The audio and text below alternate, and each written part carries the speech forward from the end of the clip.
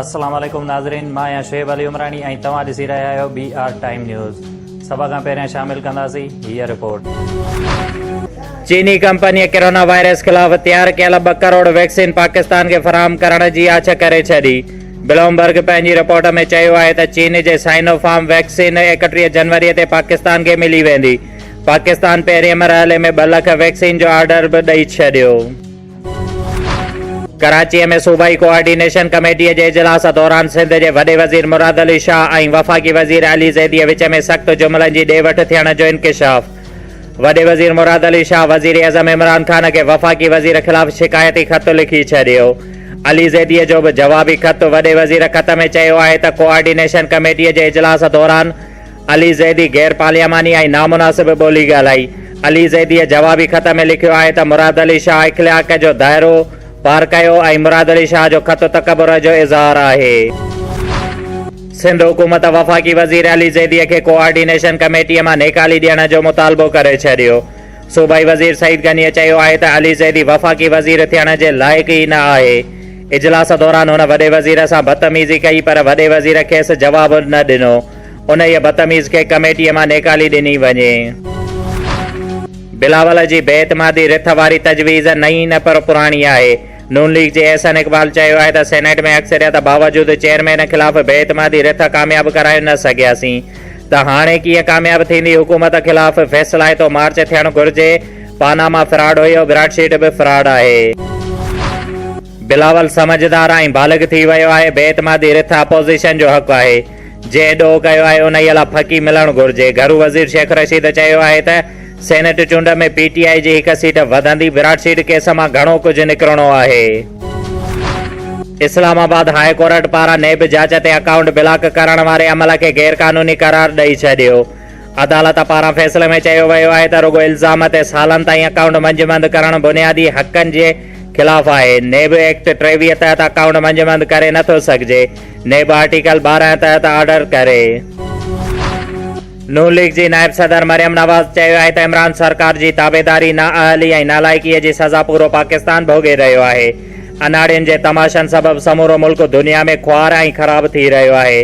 पहिरियां PIA pilots जी तज़लील कई वई, हाणे एयरलाइन बि ज़वाल जो शिकार आहे।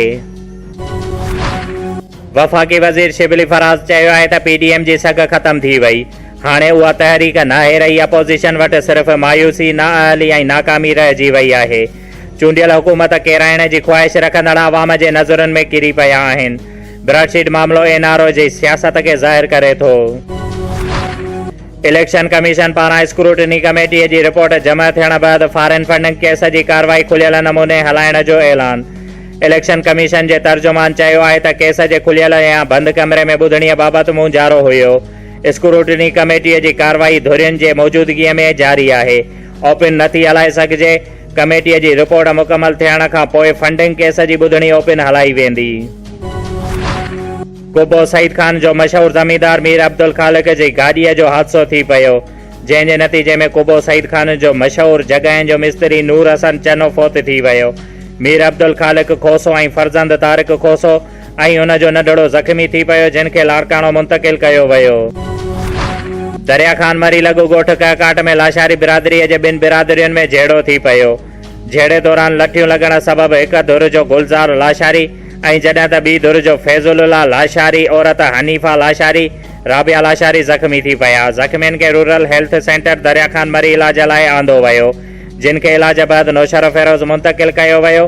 ज़ख़्मी औरतुनि जे वारसनि एहतजाज कंदे चयो त जवाबदार अली गोहर लाशारी, गुल लाशारी ऐं ॿियनि हमिलो करे असांजी औरतुनि ऐं मर्द खे ज़ख़्मी करे छॾियो आहे ऐं अॻिए धुर जो बि साॻियो ई मौक़िफ़ हुयो त हू असां ते हला करे आया।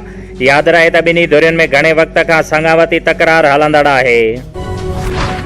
मोरो भरिसां ॻोठ मोहम्मद रमज़ान लुंड में कमद जे बीठल फसल खे बाहि सबबि 1 एकड़ खां वधीक कमद सड़ी वियो, जंहिं ते ॻोठाणनि पारां एहतजाजी मुज़ाहिरो कयो वियो, जंहिं ते हुननि जो चवणु हुयो त असांजे कमद खे हसन लुंड, नवीद लुंड, रशीद लुंड ऐं ॿिया नामालूम माण्हू बाहि ॾेई फरार थी विया आहिनि ऐं हुननि चयो त असांजो माइटनि सां घिटीअ जे मसइले ते तकरार हलंदड़ आहे।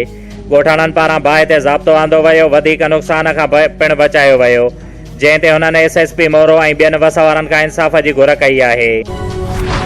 रावलपिंडी टिकटॉक ठाहींदड़ शौक़ीन नौजवान जे शौक़ हुन जी जान खसे वरिती। चकलाला नूरानी मोहल्ले जो रहायशी 17 सालनि जो नौजवान वीडियो ठाराइण दौरान ट्रेन सां टकराइजी वियो ऐं थॾे ते फौत थी वियो। लाश खे बेनज़ीर अस्पताल मुंतक़िल कयो वियो। पडीदन प्रेस क्लब सालाना इंतिखाब 2021 जो अहम इजलास सरपरस्ती आला मुनवर शहज़ाद जे ज़ेर सदारत मुनक़िद कयो वियो, जंहिंमें सदर इफ्तिखार सियाल, सीनियर नायब सदर आबिद हुसैन, नायब सदर इल्ताफ़ हुसैन, नायब सदर 2 Manzoor Ali, general secretary Ghulam Haider, deputy general secretary Mohammad Imran, joint secretary Abdul Waheed ऐं ॿिया चूंडिया विया। नेशनल पार्टी नाल जे रहनुमा साबिक़ म्यूनिसिपल कमेटी नाल जे वाइस चेयरमैन कबाइली रहनुमा मरहूम मीर यूसुफ खान उमराणीअ जो 28 जनवरी ख़मीस जे ॾींहुं मज़ार आबाद अबलो में चहलम रखियो वियो आहे। बिरिया रोड जे ॻोठ रज़ा मोहम्मद बिरोई वासी ॻोठाणनि जो शिकारपुर पुलिस जे ज़ुल्मनि ख़िलाफ़ एहतजाज। पुलिस बिना जवाज़ मोटरसाइकिल समेत नौजवान खे खंभे गुम करे छॾियो आहे। इंसाफ़ फराहम कयो वञे।